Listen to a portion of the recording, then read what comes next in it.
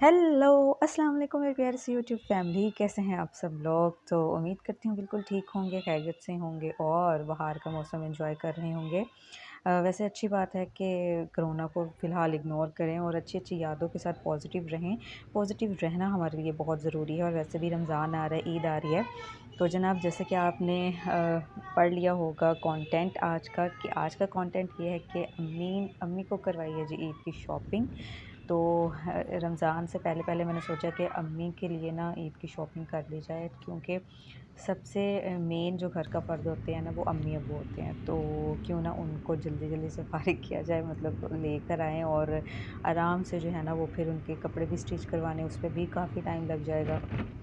तो चले जी चलते हैं हम अम्मी की शॉपिंग करने के लिए। लेकिन उससे पहले ना डॉलर शॉप नहीं खुली थी। वैसे तो काफ़ी अरसा हो गया, फोर्ट्रेस में काफ़ी जगह पे ना इस तरह से डॉलर शॉप खुली हुई है। तो मैंने कहा कि आज अम्मी को लेके जाती हूँ।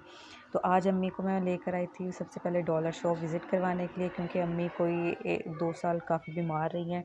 उसकी वजह से वो कभी भी जो है ना, वो घर से बाहर नहीं निकली हैं शॉपिंग के लिए, तो बिल्कुल भी नहीं। तो मैंने सोचा चले वहाँ चलते हैं। शॉपिंग हमने डॉलर शॉप से कर ली थी। तो अब हम KFC जा रहे थे, सोचा कुछ खा लें, भूख भी लगी हुई थी। लेकिन खैर डाइनिंग नहीं था, कुछ भी नहीं था, क्योंकि कोरोना वायरस की वजह से चीज़ें बंद की हुई हैं, टेक अवे भी नहीं था। तो खैर डॉलर शॉप से शॉपिंग कर ली थी। क्या शॉपिंग की है वो मैं आपके साथ लाजमी शेयर करूँगी।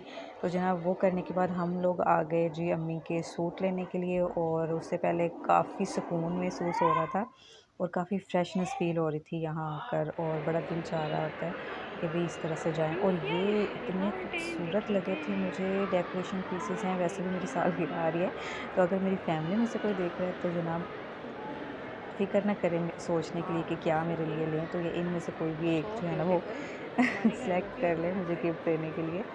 तो बहुत मज़े-मज़े के ना डेकोरेशन पीसेस आए थे। और ये मुझे चाहिए। कोई कुछ गिफ्ट करे ना करे, लेकिन ये दे दे। साइड टेबल के लिए बहुत ही खूबसूरत चीज़ है ये, आप अपने बेड के साथ रखिए और बहुत प्यारी चीज़ है। तो ले जी, हम आ चुके हैं अम्मी के सूट लेने के लिए। तकरीबन हमें 1 घंटा लगा यहाँ पर।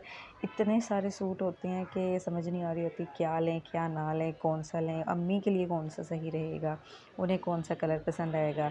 अमूमन ये हो रहा था कि जो मुझे पसंद आ रहे थे वो इन दोनों को, यानी अम्मी और मेरी बहन को पसंद नहीं आ रहे थे। जो इन्हें पसंद आ रहे थे वो मुझे नहीं आ रहे थे। तो फिर खैर 1 घंटे के बाद, उसकी कोशिश के बाद, हम तीनों को जो सूट अच्छे लगे वो हमने ले लिए। और यहाँ पर ना स्टिच फ्रॉक थी, तो नबीला ना देख रही थी कि मुझे कौन सी सूट कर रही है, उसे बहुत पसंद है।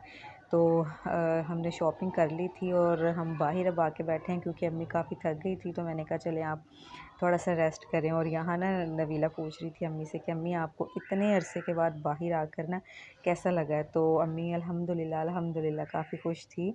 और अल्लाह ताला ऐसे ही हमारे अम्मी अब्बू को सेहत तंदुरुस्ती अता फ़रमाए।